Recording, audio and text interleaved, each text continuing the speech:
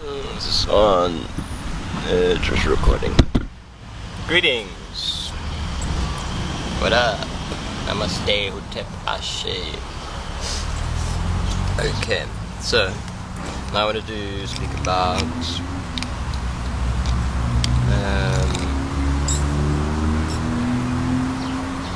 I guess spirals, yeah.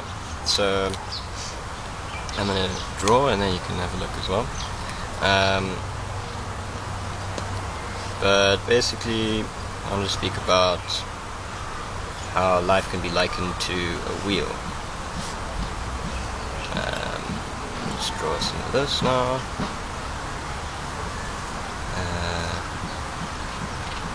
And through a wheel one can see that there's various spokes or paths to a center.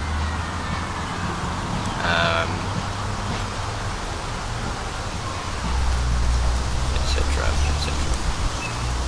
So yeah, I guess something like this. Let's see.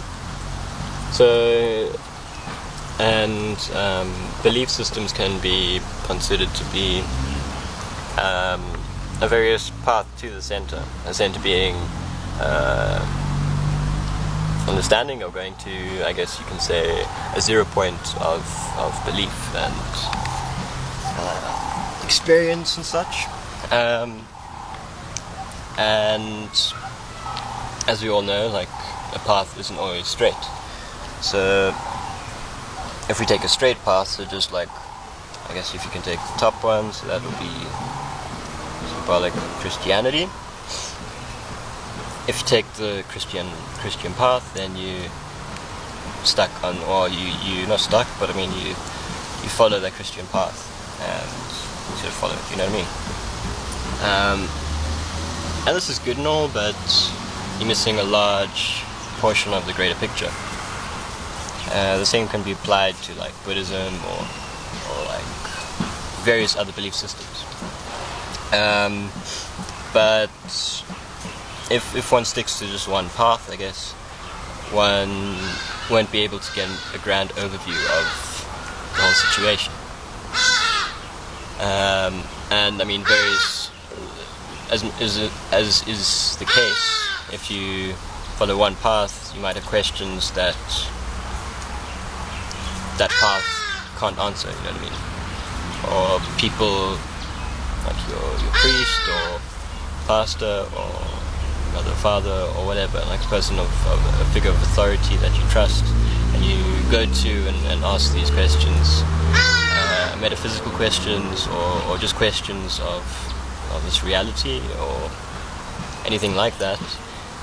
Sometimes they can't answer them, so one either has a choice of just accepting that answer can't be answered, or question can't be answered, or one might set out to find the answer for oneself, which is the best approach. I mean, knowledge for yourself, by yourself, is knowledge that you yourself have ciphered through, you know, you yourself can accept, not just based on somebody else saying this is the right way, but through one's own, like, going into the knowledge behind it and coming to an understanding that you yourself can understand and accept. And this approach should be applied to everything. I mean, like the person who says they know something might not know it, you know, or they might know it in their own way, which can be applied to certain other people, but some other people don't like that way, or can't accept that way for various reasons. Hey Doug. You're getting bugs around here. Saying hello. Check this guy on my toe. Bam! Little bug. Little guy. Anyway, come tell me out. I'm making a video. Come. Out.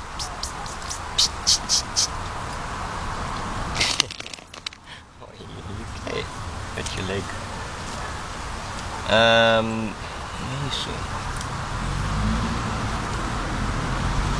So, by following one path, you while it might be considered good to just follow one path and stick to it, so you know where you come from, you know where you're going, sort of thing. But by following that one path, you miss a whole bunch of other things, you know what I mean? So I guess the solution of this would be that of a spiral. So, which might take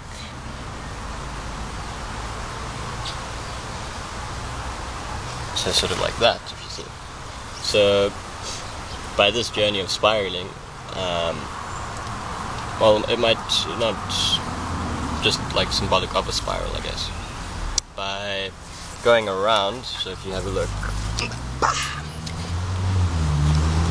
so let's just say Christianity is a starting point, and you walk it for a while, but then through various circumstances you diverge from that path and you head to a more like Egyptian path or something, like just saying, you know. And through this path you might come to conclusions about questions that you answered on this path that you find in this path, you know what I mean? So this ground overview of cross-cultural beliefs and cross-cultural religions and belief systems and mythologies, like all of these stories and this like knowledge of a cosmological sort. You can find gems throughout, you know what I mean? You can, by traveling this path of a spiral, when one doesn't necessarily just focus on one path but goes through all of them, one can thereby see the center point from multiple angles. And by doing that, you can then, by just like walking the path, not necessarily like focusing on where you're going, but yeah, I guess just like following your feet, you know what I mean? Like just like following intuition, following where your path leads you, and constantly learning from the available knowledge system of where you are, or just like talking to people and whatnot. One would eventually find himself spiraling closer and closer to the center. And I can't really diagramize this, but it could sort of, I will try here. It will eventually look like this.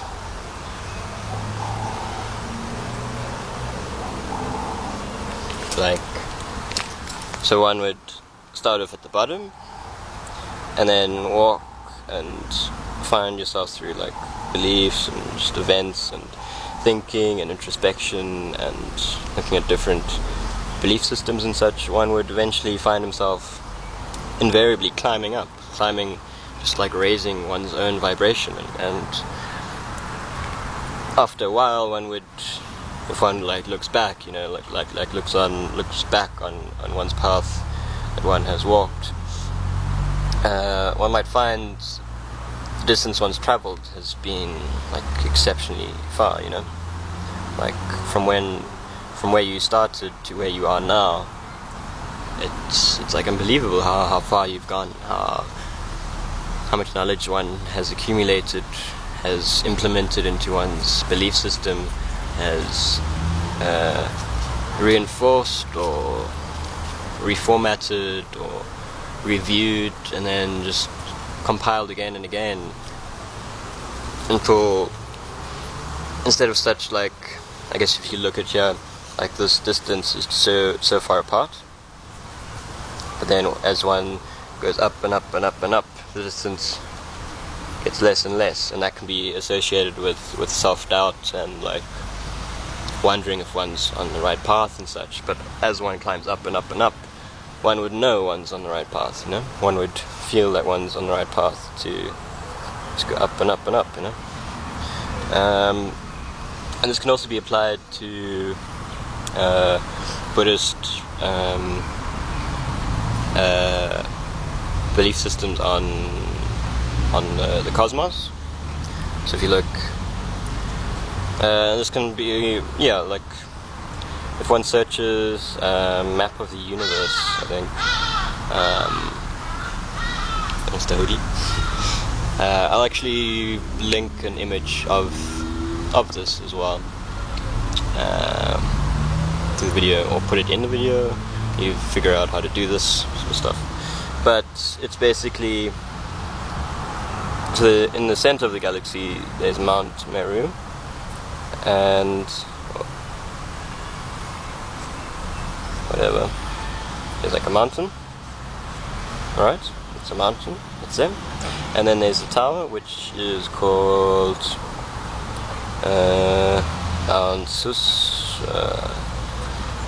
I forgot now, but yeah, I had this incredible dream, this vivid dream, where I was flying above, like flying from a bird's eye view, and I noticed a triangle on the floor. I was like looking down, and it was like this island, and there was this massive triangle on the floor.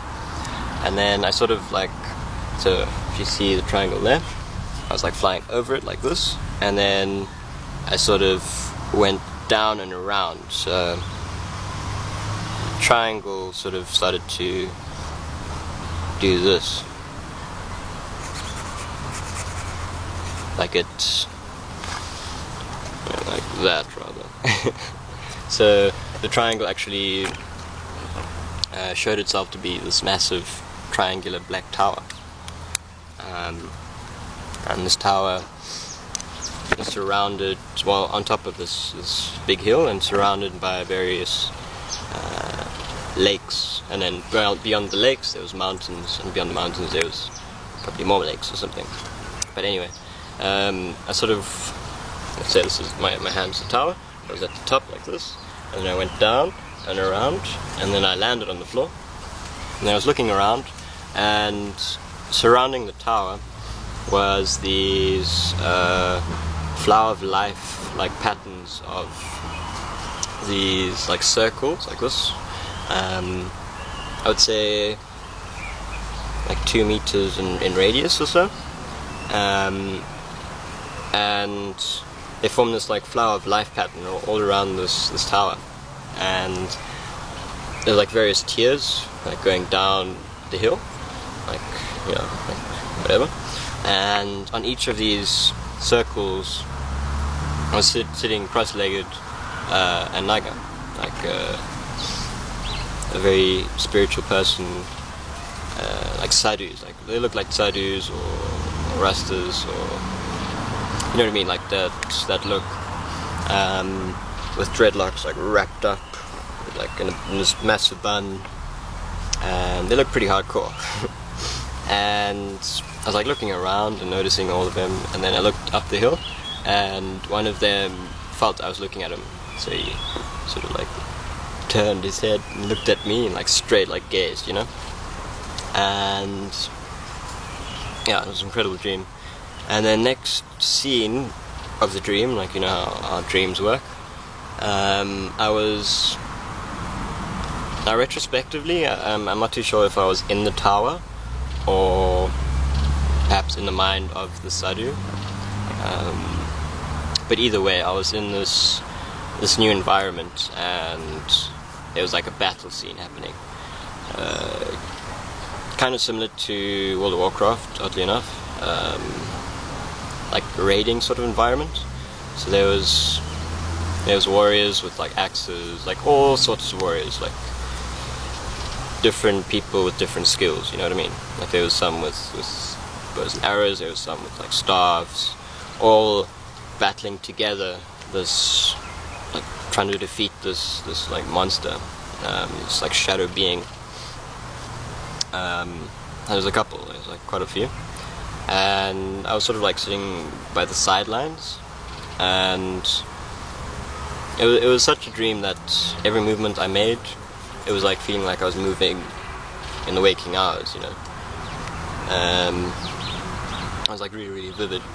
So what I did is I sort of lifted my arm up and put my other arm back, so I was like throwing an arrow from a quiver, and then like gonna shoot an arrow. And as I did that motion, like before that I knew I didn't have anything in my hands, and as I did that motion I could feel like a bow materialize in my hand, and I could hold this arrow, and as I pulled it through I could feel my body generating chi and sort of like condensing it into the arrow and pulling it back, and as I pulled it back I had more and more and more chi, and yeah, I sort of held it back for a little bit and then charged up more. So I put a lot of energy into this arrow, and then I shot it at this monster, this demon, I don't know what it was. And as I loosed my arrow and the arrow hit this monster, like I sort of like got the killing blow, I guess. And yeah, so the monster was defeated, and we were all like cheering, and like, yeah, it was very very interesting. But after some time, I also had this other dream, where I was like in Canada or something, and I was with somebody else, like some companions or something, and I was going to this house, and I was going to knock on the door, but this old lady opened the door and saw we were approaching, so then she like ran out the house and went behind, so we like followed her, and next scene she was like chilling on a roof, and she was throwing water at us, which I would imagine to be holy water. She was probably thinking, I don't know, like we were some baddies or something, you know, some vampires, or I don't know. But like I started to get a bit pissed off with this water being thrown at me. So I climbed up this ladder and I noticed there was this watering can. So I grabbed the watering can, and she was throwing like little buckets of water, and sort of knocked this bucket out of her hand, like rushed up on the roof, and then just like overturned this massive big bucket of this water. And then next scene we were in a house, and we were like having a cup of tea, and I could see she was like quite reluctant to have me there, like she wasn't too keen, but eventually I guess she knew why I was there, and she gave me this piece of jade, which like I had in my hand, and it was about like this big, and at first I thought it was a bead, so I turned it around looking for a bead hole,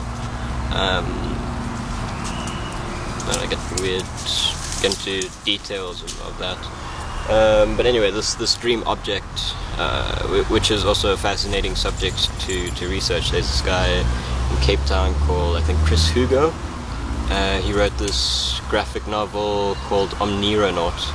Omnironaut being somebody who travels through dreams. And he also has one of his dream objects, so it's sort of like linking together. But anyway, so I had this jade bead in my hand, and I turned it around and I noticed on the underside there was this Chinese dragon, like a pig dragon or something, and then on the above side there was, it looked like a turtle, and I could see in between the two things there was this little space, and as I looked at the space, it felt like I was almost going into the bead or something. And then the next scene of the dream, I was looking at this landscape, and it was all very green, I guess maybe because it was like from the bead or something, this jade bead, and I was in this felt like Earth, or some planet like Earth or something, and there was just this like tropical forests and like really lush and beautiful vegetation, and like right in front of me there was this like a sort of ostrich bird, like a cocoa bird, like from Final Fantasy, but it was like this very elegant and beautiful plumed bird that was as big as, or bigger than an ostrich, and the top of the ostrich, so riding this ostrich was this this person who kind of looked like a Super Saiyan, really, or like a Blood Elf or something from Warcraft again. So it had this. He seemed to have like blonde hair, like golden blonde or something, and like sort of in like tufts, just like going out. And both of these, the bird and this character, was looking into up at the sky, and behind them. So I was like looking from their backs, and then they were looking forward or whatever. And in the sky there was this massive or gigantic flying turtle. It's like chilling through the sky, you know, as this turtle does. And on top of its back, I could see there was Earth, like a planet. And I think I might have remembered seeing elephants as well. But at that point I woke up. And then I did a couple of days later, I did some research about world turtles and things of that nature. And then eventually came up to actually also link this image. Something about like various cultures having this belief of the world being carried on the back of a turtle and just like going through space. And this can be interpreted as also being the Milky Way, so our galaxy, you know how it's sort of kind of flat, I guess, and that flatness could be associated to be on the back of a turtle. And the correct order, I think, is, so there's, you know, this dragon or snake that goes around this turtle. It's an Ouroboros, or how you pronounce it, snake eating its own tail, or the dragon. And then sitting on top of this dragon, or floating, or whatever, is this turtle. And atop of the turtle are, it's 4, 8, or 16, some variation of that number. No, not turtles, elephants. And these elephants, I was also looking, interestingly enough, the translation, I had a look on Wikipedia of these elephants, like the name. It comes from naga. So that I thought was very interesting. Elephants also being associated with the naga. I think it's something about the trunk or something. But that also should be further researched by myself and any others who are interested in this sort of subject. So at top of these elephants lies the world. So the elephants are basically the ones who hold up the world, which in this idea of the naga being associated with the elephant is, I guess, quite a big deal, as one who associates him or herself to be a naga or an elephant, or associated with Ganesh or any of that sort of stuff. Like, we are the ones that hold the earth up. We are the ones who sort of lead the way, so to speak. So yeah, on top of these elephants lies the earth, and at the center of the earth is Mount Meru, which, going back to this guy, and then, yeah, so there's like, I guess I can sort of put, so Mount Meru, and then it's like that, and then here would be an elephant, sort of, whatever. We got Irene, and then there'd be, like, in each direction, elephants. And so this being Earth, and in the center there's this mountain, Mount Meru, and on top of the mountain is this tower, which the name escapes. Meru, Mount Meru, forget. Anyway, and yeah, then this tower. Also having a look at something like DBZ, Dragon Ball Z, which one of the scenes